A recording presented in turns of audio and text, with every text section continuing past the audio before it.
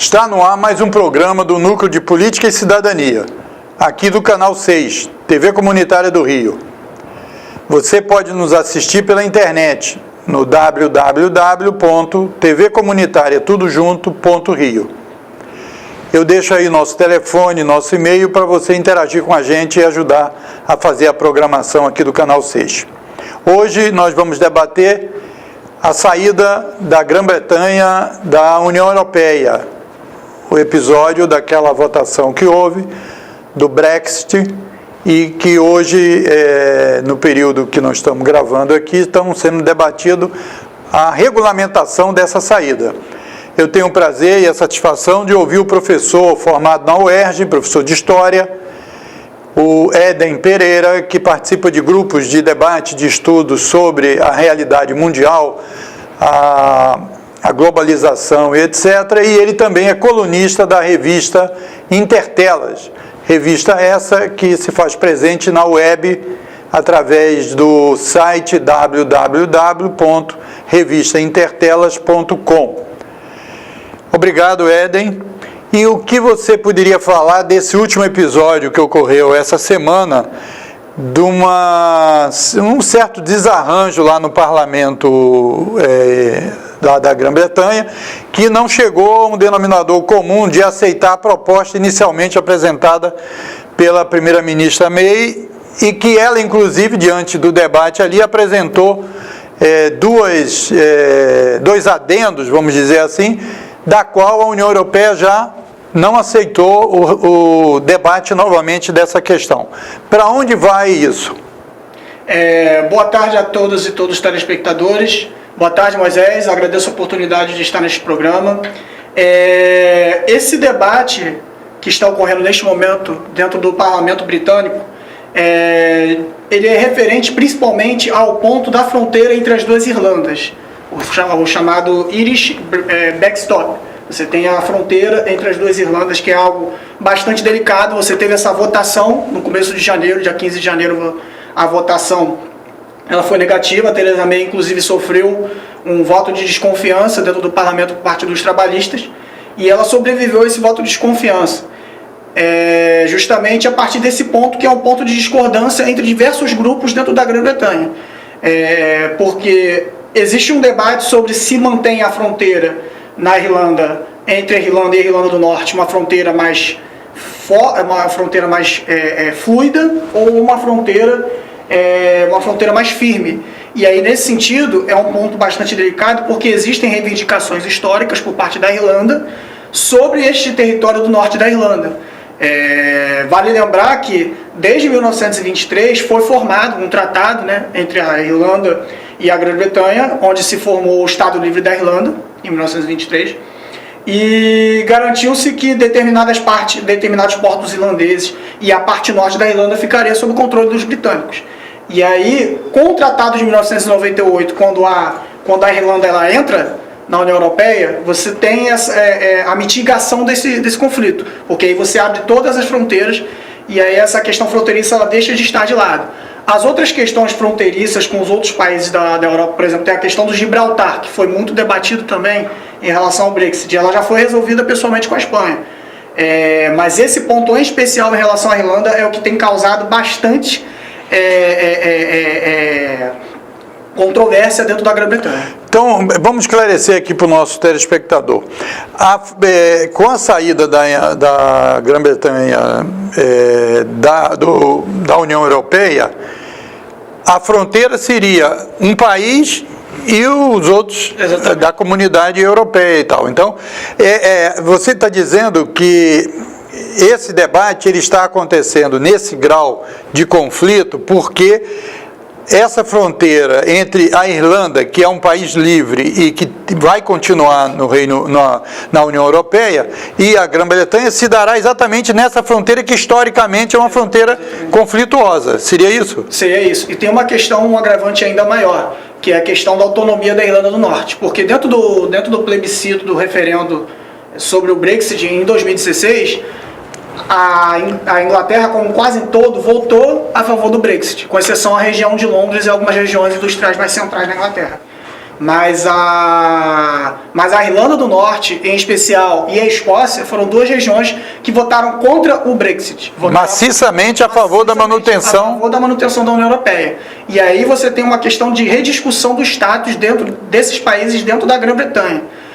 E aí existem essas reivindicações dentro do parlamento britânico que estão sendo discutidas e que inclusive levou a liderança da Escócia hoje, Nicola Sturgeon, ela pediu para que, após o processo do Brexit, fosse feito um novo plebiscito na Escócia para pedir, para perguntar sobre o processo de independência da Escócia em relação à população. Houve um plebiscito em 2014, os escoceses eles não ganharam a independência, o plebiscito foi vitorioso a favor da manutenção da União com a Grã-Bretanha, mas esse plebiscito ele pode ocorrer novamente e o resultado pode ser completamente diferente. Então, mas para o pessoal entender melhor, seria bom você falar um pouquinho, porque é o seguinte, todo mundo que assiste futebol, né, vê que esses países são todos como se fossem países independentes, livres, etc. Tal. Então, como é que é essa composição da Grã-Bretanha, da Inglaterra e tal, com relação aos outros países? Eles não são países que têm um governo próprio, seria isso? Autônomo? Eles têm uma administração própria, mas eles são súditos da rainha. No caso, como se eles fossem uma federação, é isso? São uma federação, são o Reino Unido.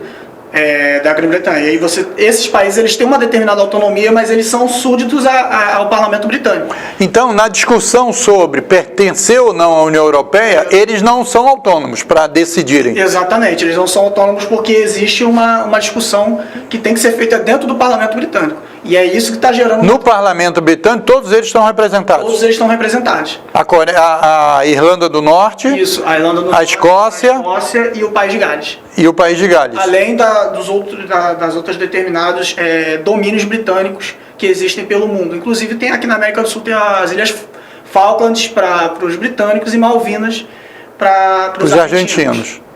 Certo. Então, a única controvérsia ainda para se fechar uma regulamentação da negociação da Grã-Bretanha com a União Europeia é só a fronteira da Islândia livre, europeia e a Grã-Bretanha via o território da Irlanda do Norte? Hoje esse é o principal debate. É o principal ou é o único? É o único debate. É o único debate. É o único debate existente. E você acha que, diante da derrota que você disse que sofreu em 15 de janeiro a primeira-ministra May, e essa votação que esteve agora e que não se chegou a um denominador único para ser discutido com a União Europeia e a negação da União Europeia, como é que você está vendo isso? O que vai gerar daqui para frente? Bom, o cenário que está se desenhando, pelo menos ontem, a Theresa May ela chamou o líder da oposição trabalhista, o Corbyn, para conversar, e o Corbyn aceitou conversar em relação à saída em relação ao processo de saída do Brexit,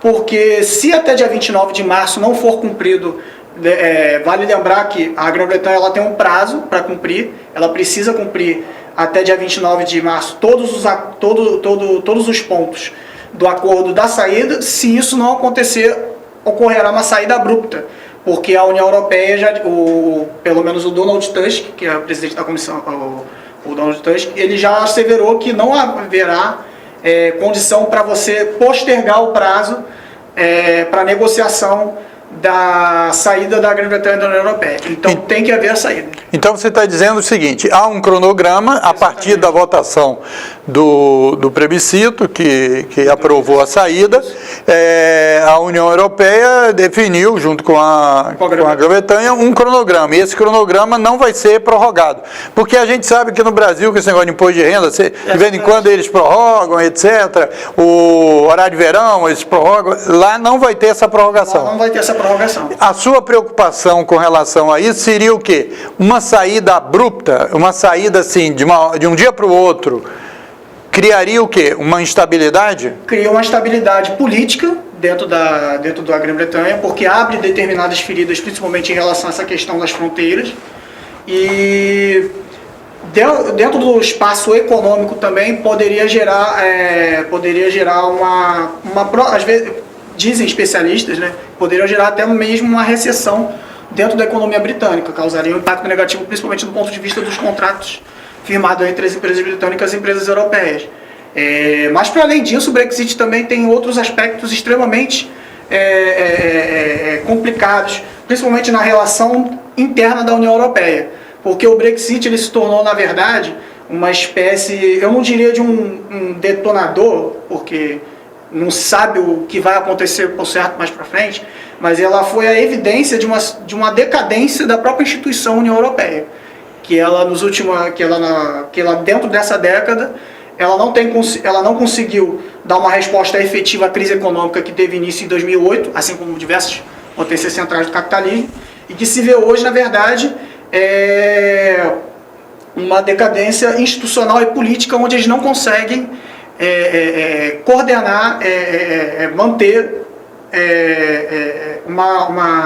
manter o projeto que firmou inicialmente a União Europeia. Você não acha que uma decadência seria muito forte, não? Essa avaliação assim muito assim conclusiva e tal, porque todo o processo, mesmo os processos históricos, né, eles, as coisas, como a gente costuma falar, né, não andam em linha reta, sim, necessariamente. Sim. Às vezes você tem ajustes que tem que ser feito e tal em determinados momentos. Mesmo grandes empresas que fazem lançamentos, né, por exemplo, essas empresas de celulares e tal, às vezes tem um sucesso danado, por exemplo, o iPhone, etc. Tal, mas às vezes se faz um relógio lá qualquer que não pegou no breu, que aquilo não...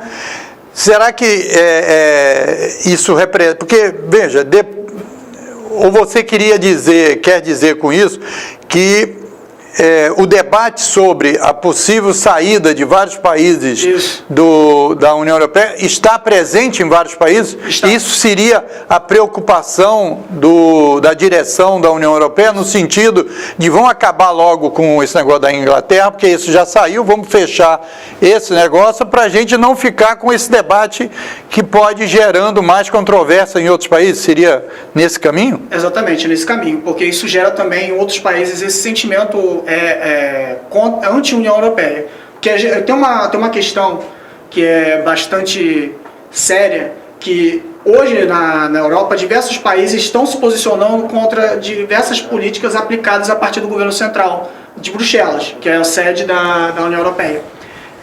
Por exemplo, tem a questão da política migratória. Ficou acordado na direção da União Europeia, e isso era uma proposta que a Angela Merkel ela fez em relação à migração, de distribuir os imigrantes igualmente entre os países da União Europeia. Essa questão gerou uma controvérsia, principalmente entre os países do leste europeu. Muitos países do leste europeu fizeram uma contestação a esse tipo de proposta, argumentando que eles não tinham nada a ver com esses imigrantes, porque eles vinham de guerras na África do Norte e do Oriente Médio, que tinham sido causadas pela França, pela Alemanha e pela Grã-Bretanha. Então, portanto, esses países deveriam receber esses imigrantes. E partindo desse sentido, existe uma grande crítica, principalmente em relação à questão migratória. E isso levou ao Brexit, em certa forma. Porque uma das argumentações em relação ao Brexit é você estabelecer uma política migratória muito mais firme, da entrada de pessoas e do estabelecimento de cidadania no Reino Unido. E isso não é um debate que só está restrito ao Reino Unido, isso é um debate que está presente em toda a União Europeia. E você acha que até que ponto é só uma questão econômica, essa questão da imigração, ou tem uma questão de racismo, de posição, nós toma a nossa raça aqui, que tem a ver com aquele debate sobre o nazismo, etc., tal, que foi muito resgatado lá pela liderança nazista e que criou aquela situação toda horrível da humanidade. Você acha que esse debate sobre a migração do pessoal é só uma questão, não, ele está roubando meu emprego, ou tem uma coisa mais de fundo, da tal raça branca que não quer se misturar com outras raças do mundo, etc.? É uma questão racial também. É uma questão racial nesse sentido, porque o projeto da maior parte dos países que foram constituídos na Europa desde o século XIX foi um projeto baseado em um Estado homogêneo racialmente. No século XIX você tinha esse projeto, em certa parte no século XX, com a derrubada do nazismo, você teve um freio nesse processo, mas com a construção da União Europeia, em certo sentido, você resgatou esse tipo de ideia na questão do estabelecimento de uma civilização europeia, uma civilização mais avançada, ocidental. mais avançada, Exatamente. com mais capacidade, etc. Porque aí a ideia é basicamente de você estabelecer uma sociedade baseada nesses pré-requisitos de uma cultura cristã, de uma cultura ocidental, de jurisprudências ocidentais, questão... por exemplo, que durante algum tempo atrás teve-se o debate dos hijabs em relação à França, se utilizava-se ou não os hijabs, eu acho que é hijabs o nome, dentro das instituições públicas, e isso gerou uma controvérsia muito grande. O véu das mulheres, exatamente, né? Quer dizer, o véu das mulheres, perdão, o véu das mulheres. Isso gerou inclusive das escolas, né? exatamente. Isso gerou uma controvérsia muito grande dentro da França, um debate enorme. E isso na Inglaterra também tem gerado certos debates, principalmente em relação a racismo, em relação por exemplo, a crimes, por exemplo. No Ano Novo, na Alemanha, por exemplo, existiu o estabelecimento de zonas chamadas zonas livres na Alemanha, onde você tinha um local que era um local estabelecido onde não haveria ali criminalidade, chance de roubo, etc, etc, etc. Algo que a gente vê, por exemplo, no Rio de Janeiro. Esse tipo de questão de criminalidade, eles estão absorvendo lá e estão, nesse sentido, agindo com atitudes extremamente xenofóbicas. Tem países como Dinamarca, Suécia, que estão estabelecendo guardas costeiras, pessoas mesmo, de determinados movimentos de orientação fascista, estabelecendo uma guarda costeira para poder fiscalizar quem entra e quem sai do país. E como na União Europeia não existem fronteiras fixas nesse sentido, a Grã-Bretanha, ao estabelecer uma política de imigração um pouco mais fixa, ela barraria a entrada desses elementos. E sem contar a campanha antiterrorismo, que você tem uma campanha de terrorismo... Que no fundo é um uso da questão da narrativa sobre o terrorismo para embutir essa visão racista. Exatamente, né? Essa visão racista. E aí esse é um debate que está extremamente imbricado dentro do Brexit. E isso leva a diversas questões relacionadas principalmente a fake news, que a gente observou aqui no Brasil, a ação desse fenômeno, mas lá na Grã-Bretanha isso agiu como uma forma de um laboratório. E isso é importante ser falado porque existe um movimento nesse sentido internacional por parte de uma ala extremamente conservadora, eu digo até reacionária. A mídia também faz, extrema-direita, inclusive. Né? A mídia também ela faz esse ponto porque ela alimenta isso. A partir do momento que ela coloca em determinados momentos, e nesse sentido a gente pode até falar, por exemplo, no Rio de Janeiro, de que você tem que invadir as favelas do Rio de Janeiro metendo bala, é uma coisa que vai colocando dentro do senso comum de que aquela zona é uma zona de conflito, uma zona de guerra, e que você tem que agir dessa forma. E é esse tipo de linguagem midiática que é utilizado dentro desse momento para poder lidar com esses determinados grupos que historicamente não faziam parte da sociedade europeia. É algo novo para os europeus, eles têm que se acostumar com a imigração, com a imigração árabe e de... Agora, me parece que esse debate internacional, mundial, tal, sobre esse assunto, eu acho que está faltando, não sei, eu queria ouvir sua opinião, faltando um tripé aí, quer dizer, um pé do tripé do debate, que é por que tem tanto imigrante? Certo? Eu acho que, será que surgiu que os caras querem sair, largar seus parentes, largar sua terra, etc. Porque o quê? Paris é muito bom, ou Londres é maravilhoso, Berlim é extraordinário, etc. Tal, quando todo mundo sabe que eles vão para lá e eles são segregados, eles ficam, em geral, nas periferias, eles recebem os empregos mais pouco remunerados ou mais precários, etc. E será que isso tem a ver com a invasão dos capitais desses países centrais nos países menos desenvolvidos? Isso não poderia haver um debate, porque é o seguinte, todo o debate sobre a globalização foi o seguinte, não, o capital tem que estar livre para entrar em qualquer país. Agora, por que as pessoas não estão? O capital vai pela internet, as pessoas vão fisicamente? Como é que você relacionaria isso?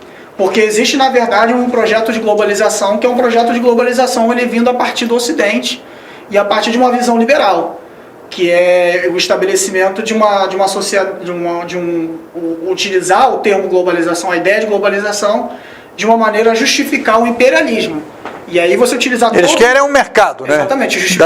Dos países. Justificar toda uma linguagem universal, que a gente pode utilizar, por exemplo, uma jurisprudência universal, para você estar atuando ali. Nesse sentido de você garantir os interesses. Você está sendo contra a medida de protecionismo, você está sendo contra o livre mercado. Você está sendo contra a modernização? Exatamente. Nesse sentido. E aí é importante colocar isso, porque quando determinados países estabelecem controle sobre o comércio externo, ou, por exemplo, tentam estabelecer blocos e alianças comerciais regionais, eles são duramente combatidos. E aí, nesse sentido, pode-se dar diversos exemplos. A gente tem a iniciativa dos BRICS, por exemplo, que foi combatida nesse sentido, e o Brasil ele foi um elo fraco. O Brasil ele sofreu um golpe em 2016, a gente passou por todo um processo de desnacionalização da nossa economia hoje. A gente está desnacionalizando, e todas as articulações políticas que a gente tinha, a gente perdeu. E pensar isso dentro do ponto de vista da União Europeia também é importante. Por quê? Porque desde o início da história da União Europeia, é bom se ressaltar que os Estados Unidos sempre tiveram uma posição muito crítica à União Europeia. Nesse sentido, porque a União Europeia, quando ela se estabelece para poder fortalecer uma ideia de uma sociedade e de uma comunidade europeia. E não só isso, mas fortalecer também a economia dos países europeus frente aos Estados Unidos, frente às ações americanas. Então a saída do Brexit, a saída da Grã-Bretanha, da União Europeia nesse sentido, enfraquecendo uma instituição como a União Europeia, é algo que é também, nesse sentido, positivo para os Estados Unidos. E é ruim para esses países. Então, agora para a gente, nós estamos encerrando aqui a nossa entrevista, eu queria que você... Porque é o seguinte, você falou do nascimento da União Europeia. No nascimento da União Europeia, me parece que os objetivos eram objetivos positivos, no sentido de uma integração onde um complementava o outro, etc. Mas, ao longo do processo, as economias mais fortes, em particular a Alemanha, né, até se cunhou o termo, a germanização da Europa. Como é que você vê a influência dessa germanização da Europa, ou de um domínio da Alemanha sobre os diversos mercados dos países que compõem a União Europeia, interferiu também para a decisão do povo da Grã-Bretanha, no sentido de sair da União Europeia? A gente pode observar isso muito bem durante o processo de integração, por exemplo, das economias do leste europeu. Quando acabou-se o antigo bloco socialista e você teve a integração desses países do leste europeu com a União Europeia ao longo dos anos 2000, não existiu, na verdade, uma integração, existiu uma absorção. Esses países eles foram absorvidos. Existia um grande debate na época, inclusive na década de 90, não só nos Estados Unidos, mas na União Europeia, sobre se deveria-se ou não integrar esses países da Europa Oriental à União Europeia. Por quê? Porque esses países poderiam acabar se tornando o que eles chamavam de terceiro mundo da Europa, nesse sentido. E, tecnicamente, foi o que mais ou menos aconteceu, porque esses países eles se tornaram extremamente pobres, alguns deles, nesse sentido, jamais não conseguiram retomar o desenvolvimento econômico ou a industrialização que eles tinham antes do fim do bloco soviético, e se tornaram extremamente frágeis frente a economias poderosas como a da Alemanha. E nesse sentido, a disputa entre a Alemanha e a Grã-Bretanha é uma disputa que remonta séculos na Europa. No final do século XIX e no início do século XX, houve 2 guerras mundiais por causa disso, por causa desse enfrentamento entre a Alemanha e a Grã-Bretanha. E nesse sentido, a Grã-Bretanha também, ela sempre foi um país que buscou se estar à parte um pouco também das questões europeias. Então, nesse sentido, a decisão da Grã-Bretanha de sair da União Europeia, nesse sentido, foi também de tentar enfraquecer o poderio, possivelmente enfraquecer o poderio geopolítico alemão dentro do continente, que estava começando a contestar, inclusive, os tratados que foram feitos no pós-guerra, como o Bretton Woods. Em 2007, Angela Merkel e o Sarkozy, pouca gente lembra disso, eles pediam uma reordenação um repensar da ordem do Bretton Woods, em 2007 e 2008, durante aquele momento do início da crise mundial. E é algo que a Grã-Bretanha e os Estados Unidos vão se posicionar sempre contra, naquele momento ali e posteriormente. Eu acho que nesse sentido é um aspecto extremamente importante pensar nas relações entre a Alemanha e a Grã-Bretanha, porque isso define a construção da própria União Europeia e pensar na relação entre elas hoje e mais à frente, isso vai também estabelecer como é que vai se dar esse relacionamento. Isso. Eu queria agradecer aqui ao professor Éden Pereira, muito obrigado aí pela sua disposição de vir aqui debater um pouco esse assunto aí muito importante. É claro que esse assunto puxa outro e tem um debate aí sobre essa questão da globalização, né, de qual a influência disso nos processos eleitorais dos países centrais, tipo Trump, etc., tal, que nós vamos organizar outros debates. Queria agradecer a sua paciência, a sua audiência. Aqui foi um programa do Núcleo de Política e Cidadania, aqui no canal 6 da NET, TV Comunitária do Rio. Eu deixo aí o nosso telefone, o nosso e-mail, para você fazer críticas, sugestões e interagir com a gente para fazer a melhor programação aqui da TV Comunitária. E lembro a você que você pode nos assistir pela internet também, caso você não esteja na frente do seu televisor, na sua casa, aí você é assinante da NET, no www.tvcomunitariatudojunto.rio. E você pode chamar seus amigos e todo mundo que não tem a NET para assistir a gente pela internet. Até um próximo Núcleo de Política e Cidadania, aqui no Canal 6.